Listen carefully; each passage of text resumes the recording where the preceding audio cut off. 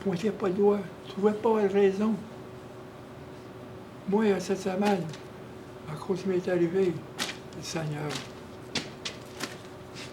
bénis-le en haut. Si j'ai perdu patience, si j'ai paniqué, c'est pas à cause de sa faute, c'est à cause de moi. C'est moi qui ai péché. Parce que je ne t'ai pas demandé ton aide. C'est pas à cause de lui en haut. C'est à cause de moi.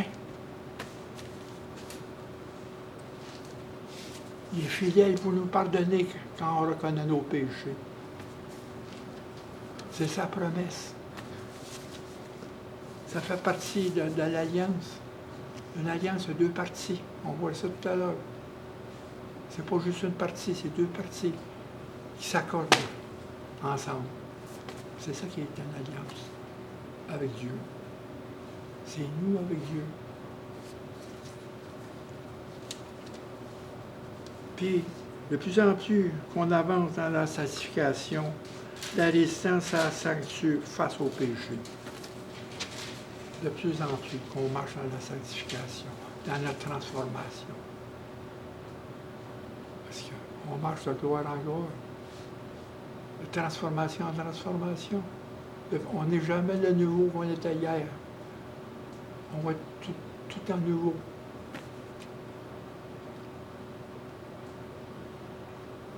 Si je me regarde, je retourne en arrière. Mes péchés sont effacés. Il m'a enlevé. Il nous a enlevé la charge du péché. Il nous a enlevé la honte du péché.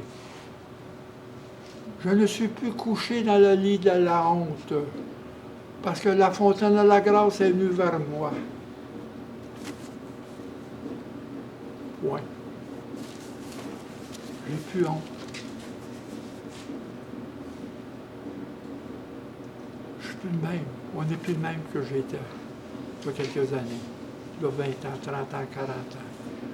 Il y a 70 ans. Mais toi, de vérité, tu le sais. Il y en a qui le savent. Je suis plus le même. On n'est pas le même.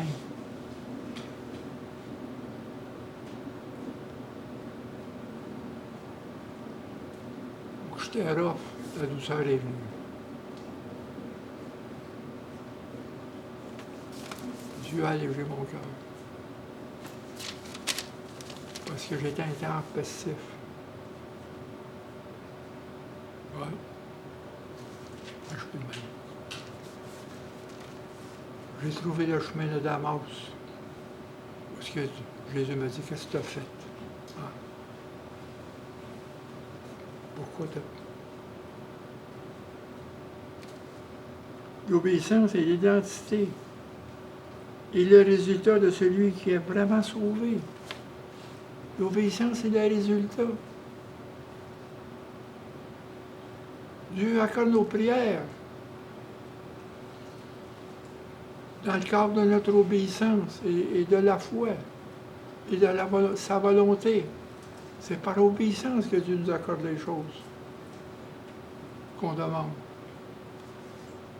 Il faut marcher dans la repentance, confesser avant. L'obéissance n'est pas parfaite quand nous faisons des échecs encore. Nous tombons. Mais nous avons un cœur contrit et repentant. Et la caractère de ceux qui sont vraiment sauvés, c'est qu'ils se répandent. Ils n'ont pas peur de tomber. Dieu nous prend par la main.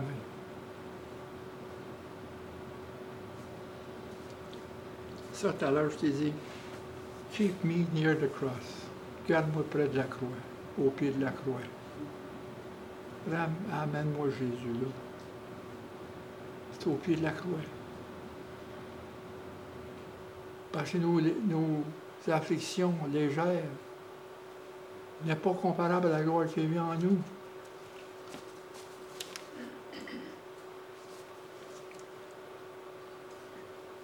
La sécurité de notre élection, C'est qu'il participe, ça va donner des choses qu'on parle tout à l'heure.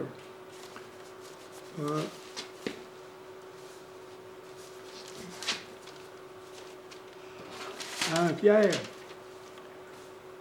au verset 2, ils sont élus selon la présence de Dieu le Père par la sanctification de l'Esprit, afin qu'ils deviennent obéissants et qu'ils participent à l'aspersion du sang de Christ. Retenez ça, on va vous dire que ça veut dire, ça. Qu'est-ce que la parole, comment est interprétée là-dessus?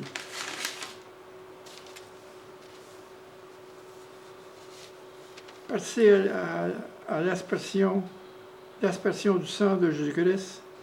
Quelle est la relation entre l'aspersion du sang et l'obéissance? Qu'est-ce que ça veut dire? Parce que les conséquences de notre salut, ça a commencé à l'élection avant la fondation. Notre salut est parti là, il nous a été promis là, avant qu'on vienne dans le monde.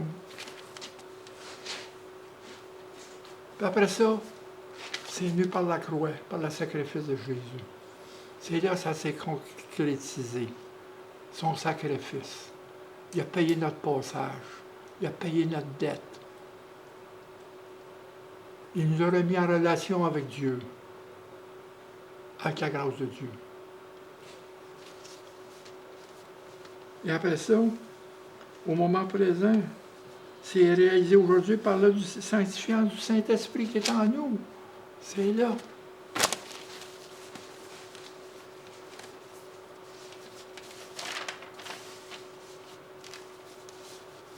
C'est quoi notre sécurité dans l'élection, notre assurance dans notre élection pour le salut? Ça vient de l'alliance qui est établie entre Dieu et nous les rachetés par le sang de Jésus-Christ. L'aspersion de Jésus, c'est le sang de la nouvelle alliance. C'est pas l'aspersion du sang, c'est pas pour la purification. C'est pour unir deux parties, comme il se faisait. Pour que l'alliance soit établie ou scellée, il faut un sacrifice.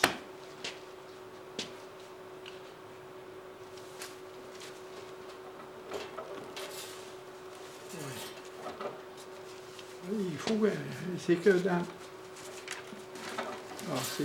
c'est tellement beau. Ça vient dans Exode 4, Exode 24.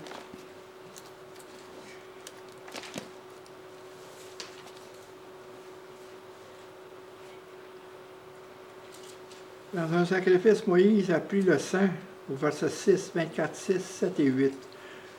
Moïse a pris le sang qu'il a mis dans des bassins, il a répandu la moitié sur l'autel. Il prit le livre de l'Alliance et eut en présence du peuple, il dit, nous ferons tout ce que l'Éternel a obéi, a dit, et nous obéirons. C'est notre convention, c'est notre part. Moïse a pris le sang, il l'a répandu sur le peuple en disant, voici le sang de l'Alliance que l'Éternel a faite sur vous selon ses paroles. C'est que dans Genèse 16, quand Dieu a dit à Abraham, tu vas prendre 3 animaux pour sacrifice. Tu vas prendre 2 oiseaux. Il a pris les 3 animaux, il les a coupés en 2, sur le long. Il a séparé les 2 parties. Les 2 parties. Et l'alliance se fait au milieu de ces parties-là. Que Dieu, à la fin, au coucher du soleil, il y a une flamme qui a passé à travers. Dieu a agréé avec Abraham une alliance. Mais là, c'est Jésus. C'est lui qui est notre sacrifice. C'est lui qui s'est donné pour nous. C'est que l'alliance se fait dans les promesses d'obéissance, scellées par le sang, obéir à la parole. Le principe principal de l'aspersion du sang, c'est pas la purification Mais c'est consacrer les deux parties dans une alliance, dans une entente, dans un pacte. Et c'est lier Dieu avec son peuple qui s'est acquis. C'est nous lier avec Dieu. C'est ça. Le sang a été aspergé sur l'autel et sur nous, sur deux parties. Pour nous consacrer, lier ces deux parties ensemble. Nous lier avec Dieu. Par le sang de Jésus, qui est le sang de la nouvelle alliance.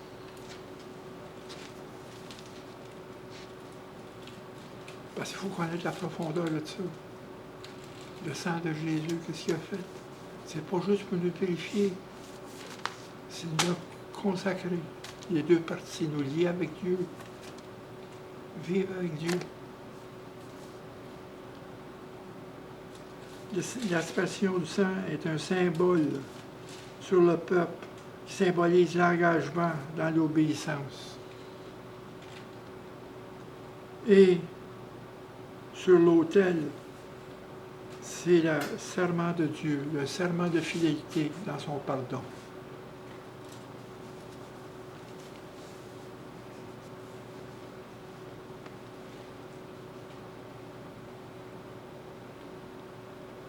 Parce que le lien entre l'obéissance et l'aspersion du sang est parallèle à nous les chrétiens. Et dans la doctrine de l'élection qui nous est gardée par la sanctification de l'Esprit Saint qui est en nous, l'élection devient une réalité à ce moment-là. Nous sommes entrés dans une nouvelle alliance avec Dieu par le sang de Jésus. C'est pas juste pour effacer nos péchés, là, mais c'est aussi créer cette alliance avec Dieu, vivre avec Dieu.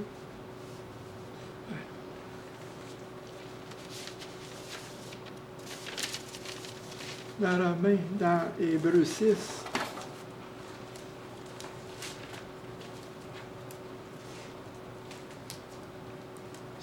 versets 17 à 19.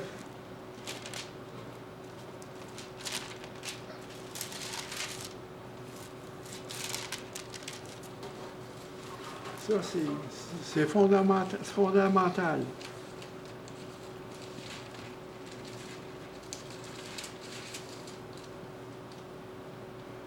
Versets 17 et 19. C'est pourquoi Dieu,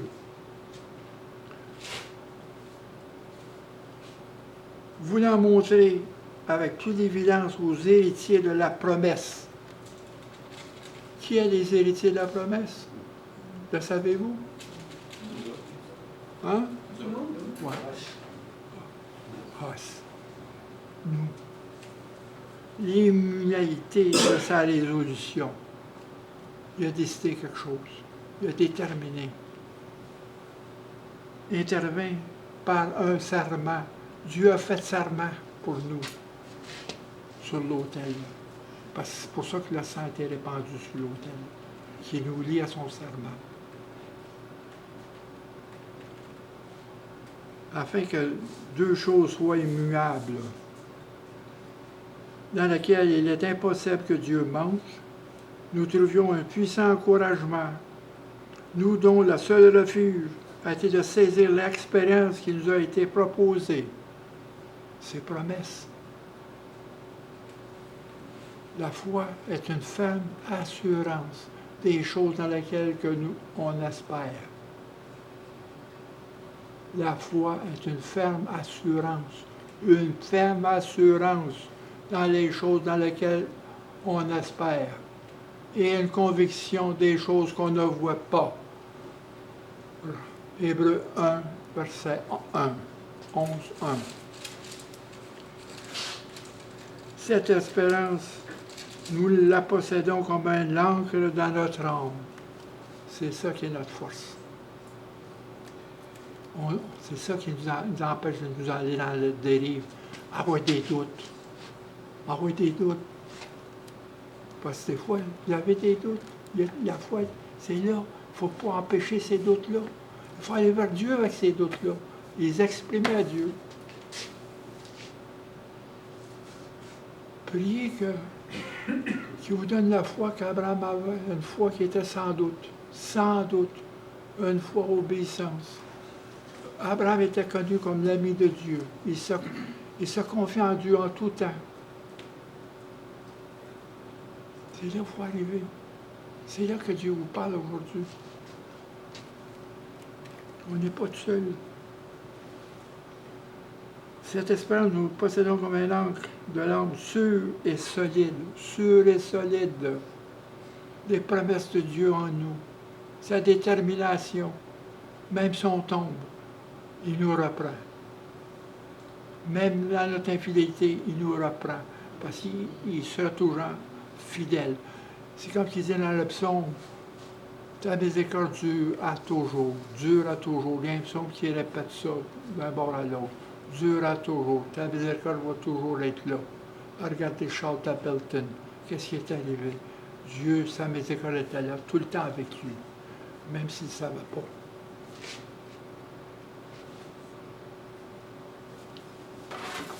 La foi. La foi, c'est pas de comprendre. Parce que vous essayez de comprendre, vous cherchez des doutes en vous. C'est ça, c'est un obstacle à la foi. Et deuxième obstacle, on va parler un petit peu plus tard, peut-être Dieu voulant, c'est les souffrances et les douleurs. Pourquoi il y a des souffrances dans le monde? Pourquoi qu'on a des souffrances?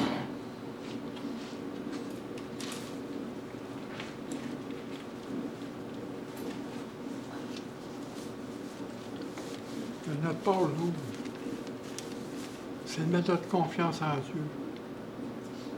Puis cette foi-là nous amène à l'obéissance. Et Dieu est fidèle. Il est fidèle. Dans un jeûne, il dit bien au chapitre 1, il est fidèle pour pardonner si nous confessons nos péchés. Lui, il a prêté serment du pardon.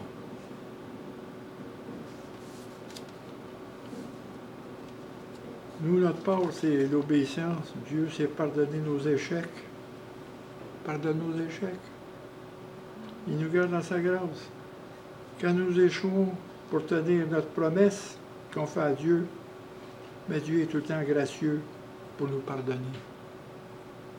Entendez-moi ça. Quand nous échouons pour tenir nos promesses, Dieu est fidèle et gracieux pour pardonner nos péchés. On est Dieu, Dieu de grâce, Dieu de miséricorde, Dieu de bonté.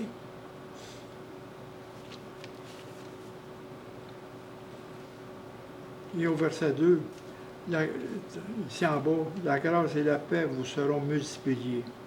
Le don du salut est la grâce et le résultat est la paix. La paix de Dieu. Dans tout ce qui s'apporte dans le monde. Il n'y a rien qui va ébranler le royaume de Dieu. Qui est en nous, son règne. Tout ce qui s'apporte, le monde tombe à l'envers. Je l'ai dit le 9 ans, il n'y a personne qui l'a vu. J'ai dit ça le 9 ans. Puis je l'ai dit encore au mois de novembre, que le monde rentre dans une grande transition. Puis on n'a pas fini de voir qu'est-ce qui va se passer. Mais lui est en haut. Il faut mettre Dieu avant, au-dessus de toute chose. Priez pour le certain monsieur qui peut marcher dans le chemin de Damas, qui peut raconter Christ pour le changer.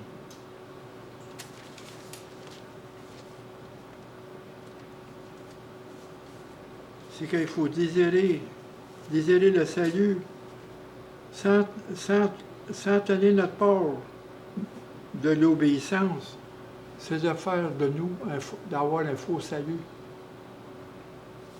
Si on veut continuer à marcher dans le péché, c'est un faux salut. L'alliance n'est pas là.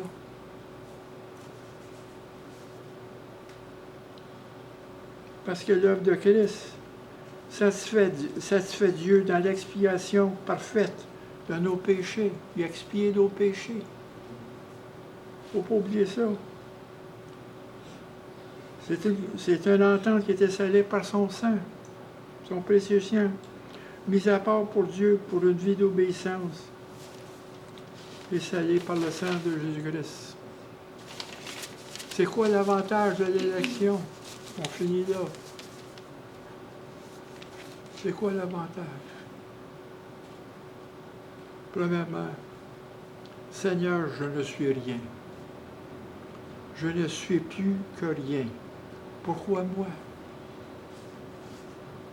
Pourquoi tu m'as choisi? Ça nous amène à l'humilité. Ça écrase notre orgueil spirituel et religieux. Notre orgueil spirituel. On veut se couvrir avec les œuvres. On veut se couvrir avec la grâce de Dieu en dedans de nous.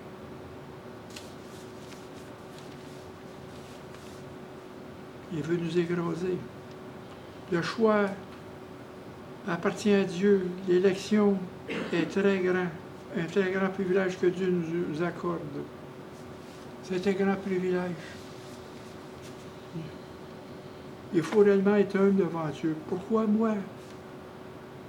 Moi, ça m'est arrivé un jour, pas longtemps après que je suis né à Jésus. Je me rappelle, j'étais avec mon camion.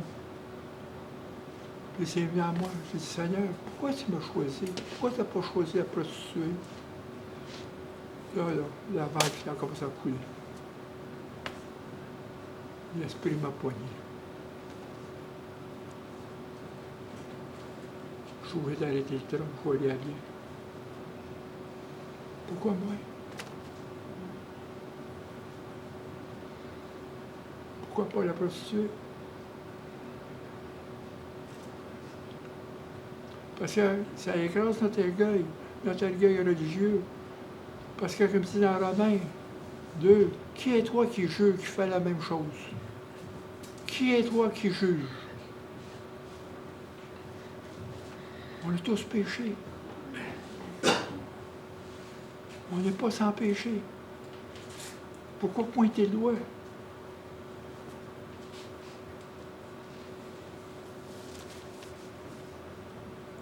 Dieu donne, il faut donner gloire à Dieu, il faut l'exalter Dieu, le louer Dieu. La doctrine de l'élection déclare que la repentance vient de Dieu. La foi vient de Dieu. Amen. La puissance pour l'obéissance vient de Dieu par l'Esprit Saint. Amen. Tout vient de lui. Amen. Rien vient de nous. Il faut marcher par l'Esprit. C'est là qu'est la vie. C'est là qu'est notre certitude dans l'élection. Qu'on est réellement élu, qu'on fait partie du reste de la grâce de Dieu. Une doctrine qui produit la joie, car la seule véritable espérance est d'être parmi les élus. Entendez-moi bien. La doctrine qui produit la joie, car la seule véritable espérance est d'être parmi les élus, faire partie des élus. Il n'y a aucune espérance si Dieu, dans la miséricorde souveraine, nous avait pas choisis. Il n'y a aucune espérance pour ceux qui ne sont pas choisis. Regardez le monde qui marche en Dieu, dans le monde. Comme j'ai dit dimanche, j'ai parlé de l'avortement. C'est bienvenu de même. Le monde n'a plus d'avortement pour leurs besoins.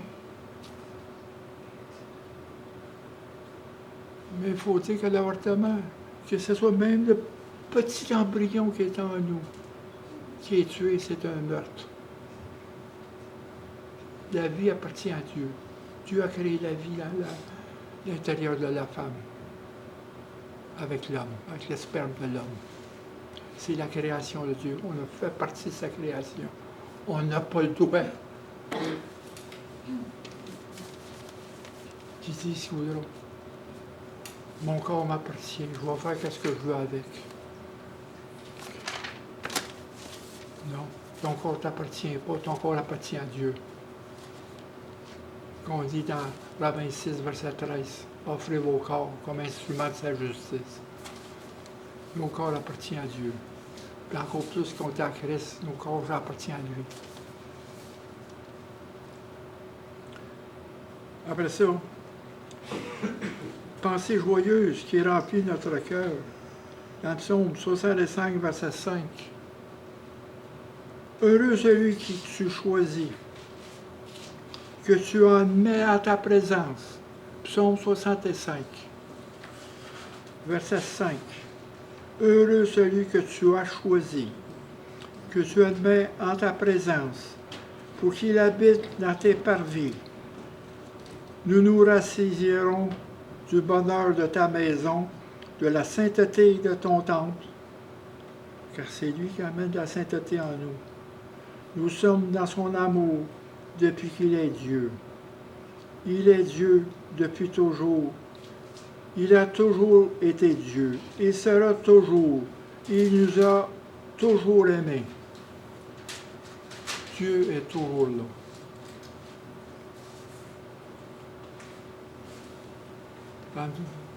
Dans le psaume 23, verset 10.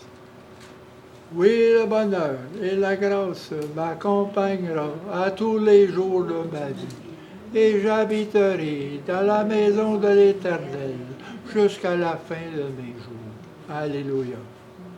La promesse de Dieu. On vit dans la maison de Dieu. On vit dans sa présence. Il faut louer sa présence.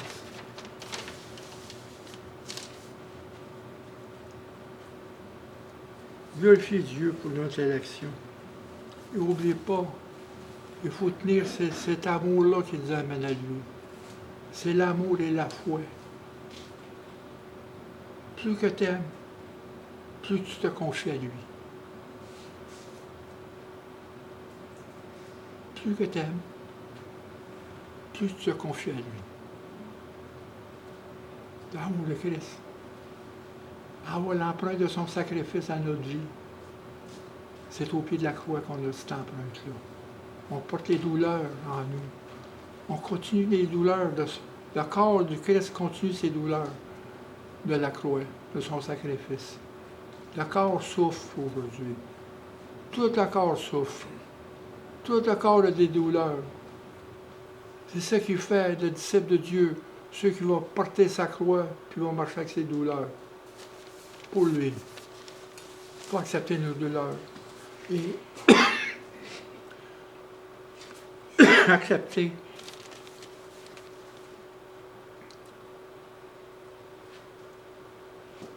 et faire toutes choses avec ça. S'adapter aux douleurs. Il faut accepter et s'adapter. Hope and cope.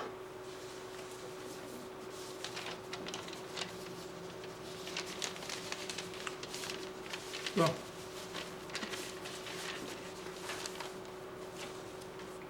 Maintenant,